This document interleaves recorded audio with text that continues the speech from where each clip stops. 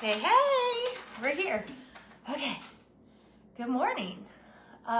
Welcome to our unboxing live. I am super excited for getting into this package. I have a list of what's supposed to be in it, so what I'm expecting to be in it, and we'll see. I know that they did tell us that there were going to be 2 shipments, so this may be just part of it. But what I'm expecting to see in this box today is the trigonometry flashcards, those are new, the algebra flashcards that are new, all 3 sets of the Latin flashcards, which are new. All of this is new, that's why it's coming in the box. Out of Ashes by Anthony Eilson. The Habits, our Reasoning Together series that I am super excited about.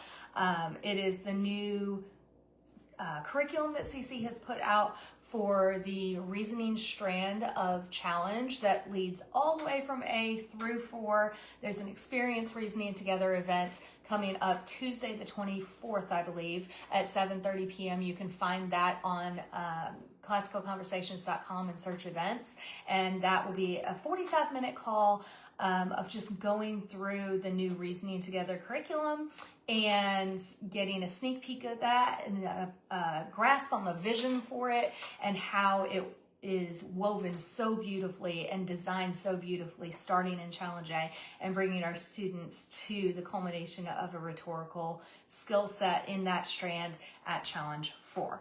And then we have some merch. So I have some scissors right here, and let's go ahead and get into it. I was literally sitting here last night going, I wonder how long this is going to take to get in, because I think they said that they sent it Wednesday, and then I was busy last night and not really paying attention. Apparently the kids found it at the door and snuck it into my room without me noticing, and so I saw it last night and I was like, I can't wait to unbox. Okay, so let's get into it.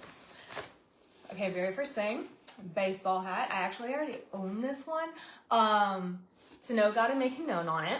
Has the ponytail hole. So I love wearing a high ponytail with that. And look at how cute this fabric underneath is. It's so bright and cheery and just very springy. Perfect with all the baseball seasons that are about to kick off and get going with games. Get you one of those and rep CC at your games. Our new tote. I love this design. It doesn't have the full name, but it does have just our brand C on it. And I love that it's sitting on top of a stack of books because I love books. And of course, that's most likely what's going to be in it. So, oh gosh, I need to stand up. Okay, next thing we have is going to be our note card set. I'm going to go ahead and open this up. This is one that I want to be better about. I plan on ordering these personally. Apparently, we're just going to start off with merch.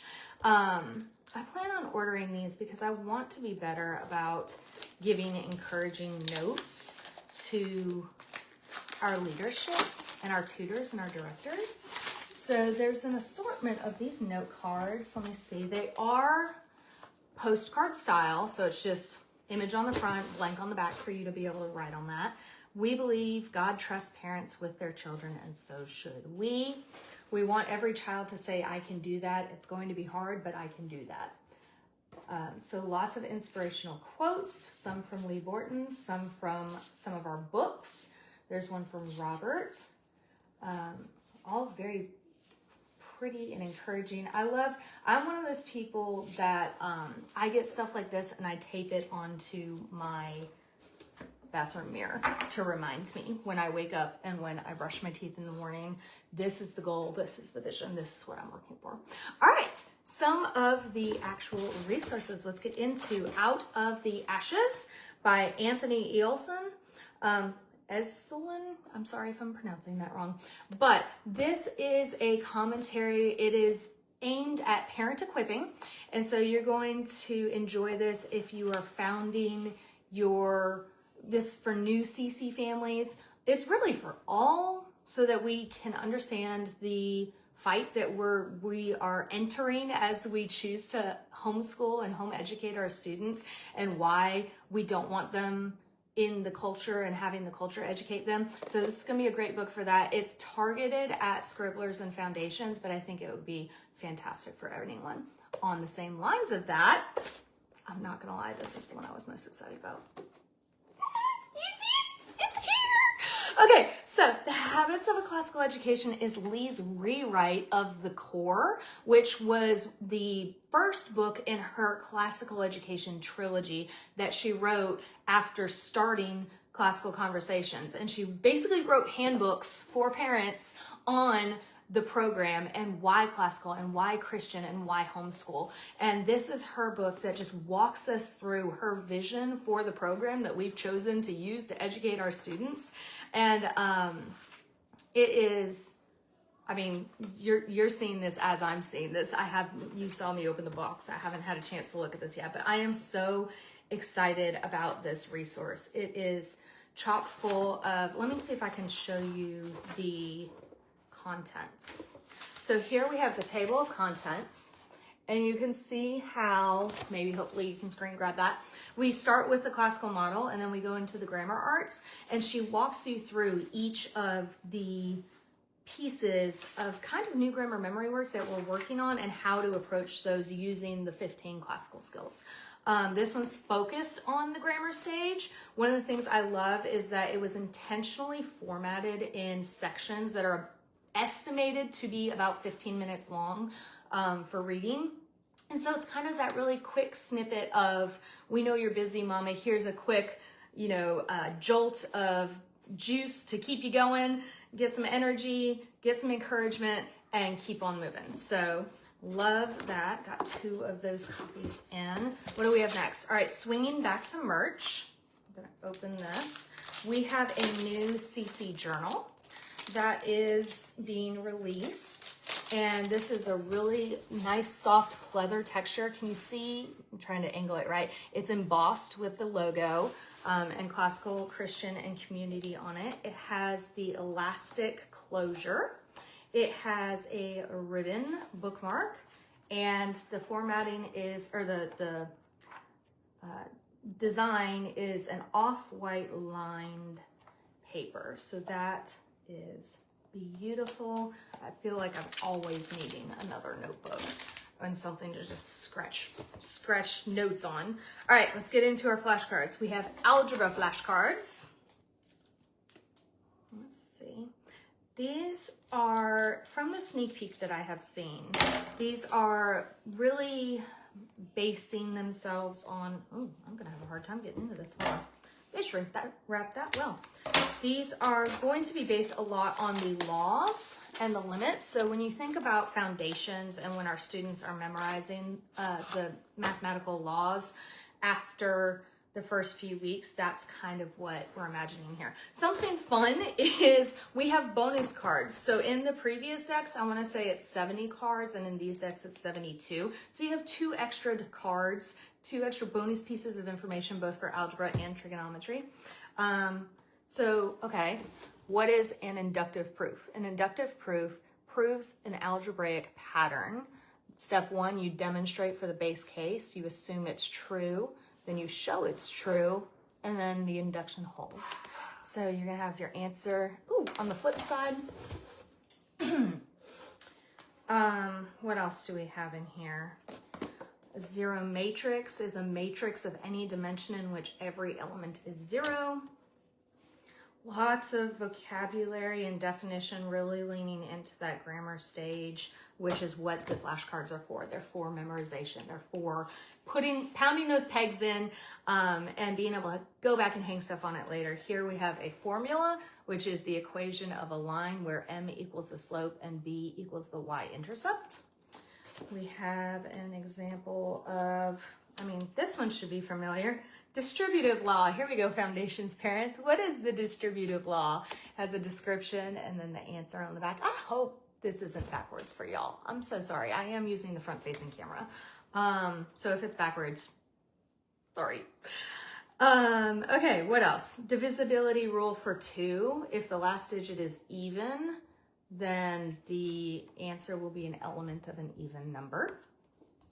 So these are really neat. A lot of terms and definitions, not as much calculating here. But this is one of the reasons that I do feel like the algebra deck would be even wonderful for our older students and those who are prepping to take SAT and ACT, because what they're really going to need going into that is the grammar and the knowledge of how to see the problems that they are being given, identify which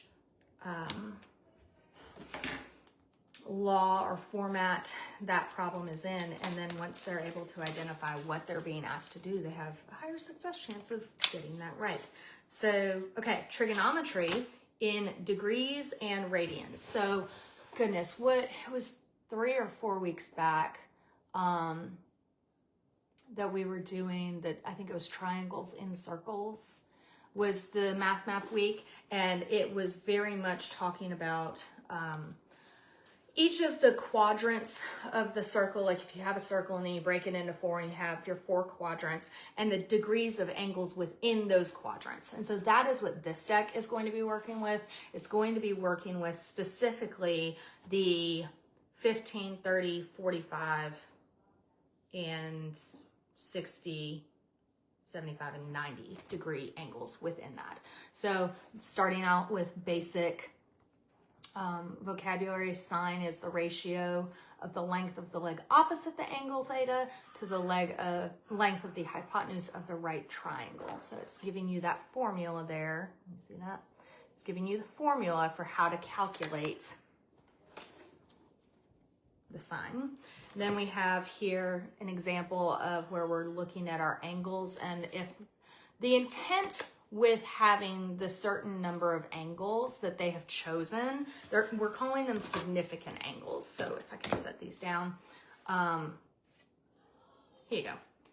Significant angles in quarter 2.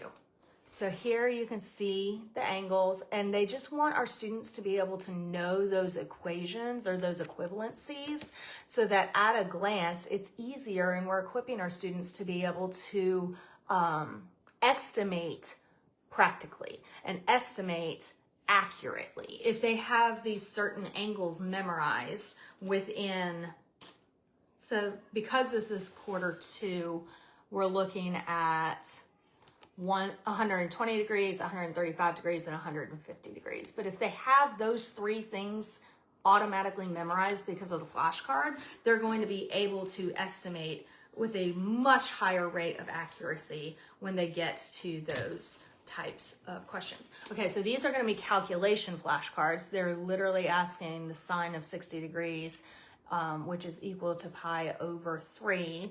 And then your answer there is going to be the square root of 3 over 2 is approximately 0.866. So that there are lots of calculations. Just helping our students see those conversions and become comfortable with those conversions is the intent of this particular deck.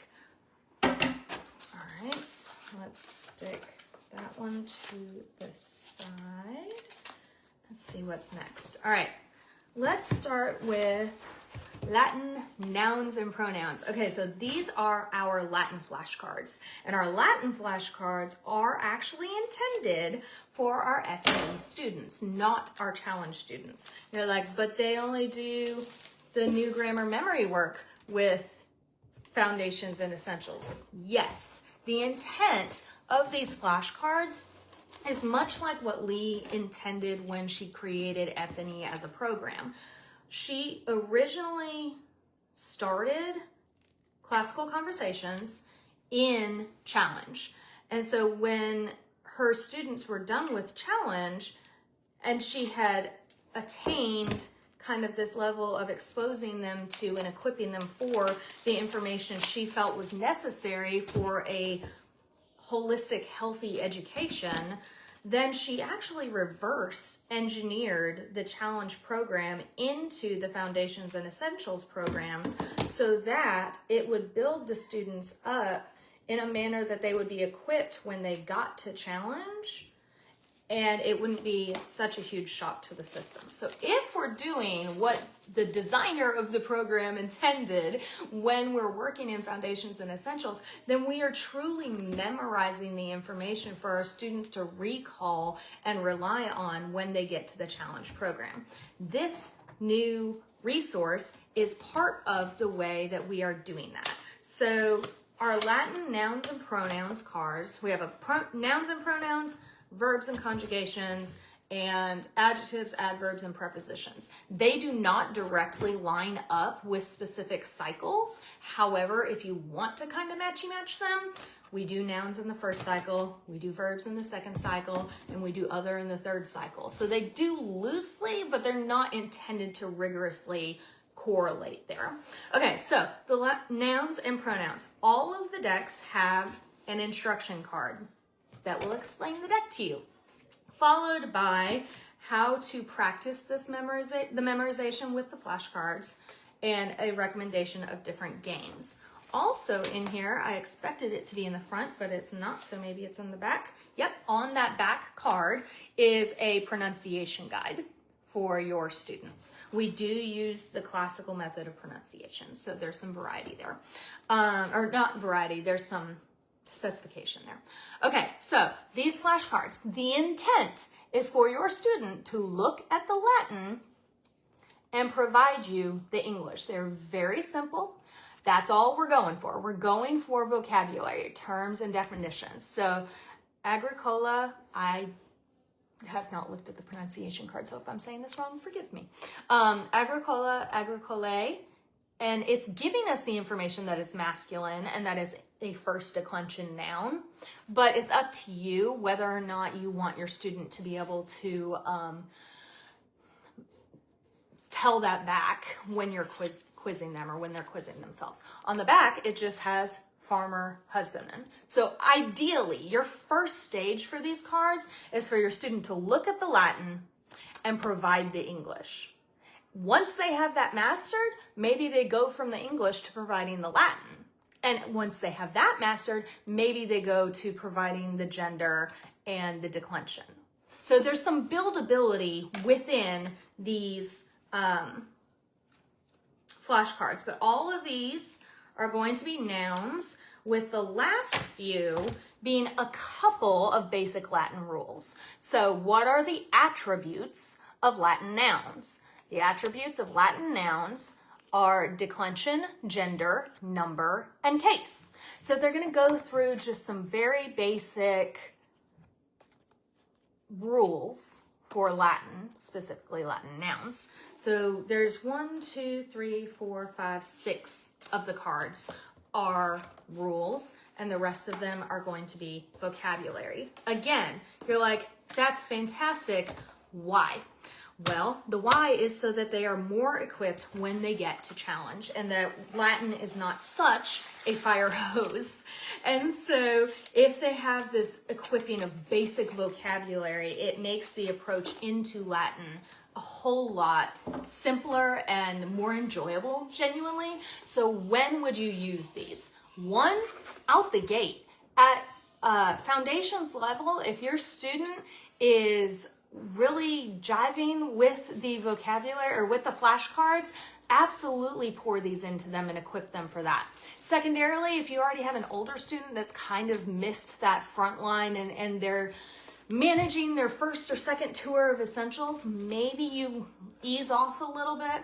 Basically, if your student's looking for more, if they're coming to you and saying that B word, they're saying they're bored, be like, oh, I can help with that. So I also think this would be a fantastic resource for third tour essentials students, where they've kind of got essentials as a whole under their belt. They're familiar with how it works. This is, in my head, what you're next equipping to step up, keep it challenging for them, and prepare them for what's coming. Same deal with the Latin verbs and conjugations.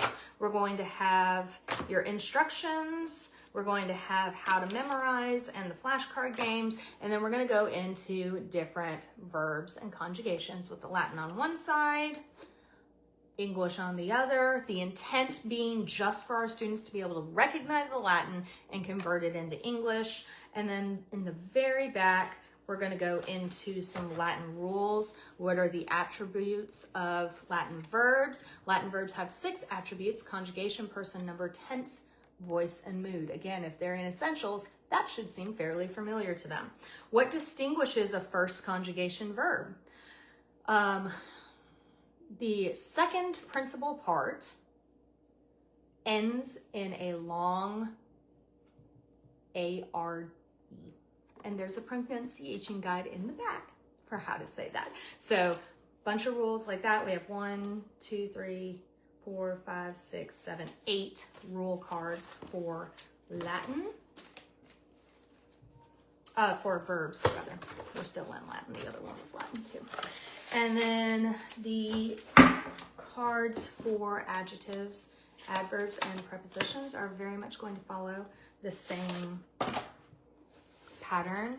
You're gonna have your instructions, how to practice, suggestions for games, and then you're gonna have your Latin on the front, English on the back, and our rules in the back are going to be way back here. There we go. All right, we've got 1, 2, 3, 4 for the adjectives, adverbs, and prepositions. What's the adjective agreement rule? An adjective agrees with a noun it modifies in gender, number, and case, but not necessarily in declension. And then, okay, here's a fun one. Count from 1 to 10 in Latin. Let you screen grab that. That'd be fun. Okay, and then it has count from 11 to 20 and count by tens from 10 to 100. So that is some fun, just intended to help your student become comfortable with it, become playful with it, and be less intimidated by it once they get to challenge. So these really are intended for your F&E students, not for your challenge students as a starter kit. If you're wanting to use them for your challenge A students, by all means, but they will not have all of the vocabulary in them that your student will be instructed to create their own flashcards regarding in Challenge A.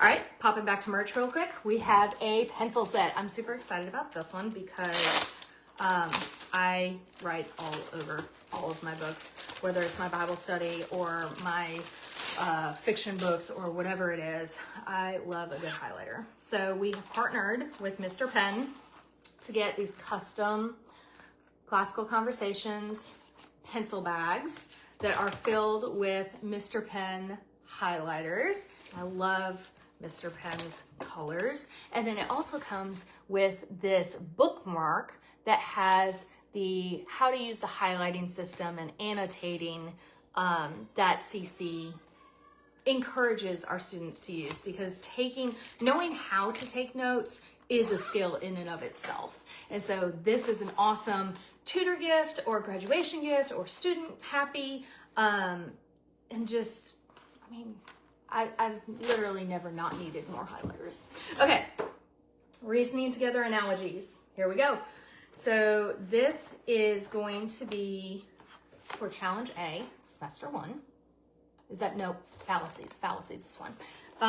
Or Semester 1. Let me go in order. I'm trying to see if I can dig them out. Here we go, fallacies, Semester 1. This is a book that I am very excited about. It is intended to be consumable. It is soft cover. It is perfect binding, so it lays flat, and it has a decent sized print with good large margins for taking all of those annotations. I love the artwork. Oh goodness, how stunning that is. And the formatting is done in letters from a mentor to a mentee, and encouraging them to go through their and they're kind of going on an adventure and finding fallacies throughout stories in the world. One of the things that I love about this particular curriculum versus the one that we were using previously, the reasoning together fallacies actually intentionally uses appeals to ethos and pathos and all of the things correctly. So it's not just teaching our students to identify them when they're used incorrectly, it's also teaching our students to identify them when they're actually used appropriately and showing them how to use them appropriately. So they have, again, that adventure format where they're going into all of the different areas and encountering things that they are trying to catch fallacies in. I believe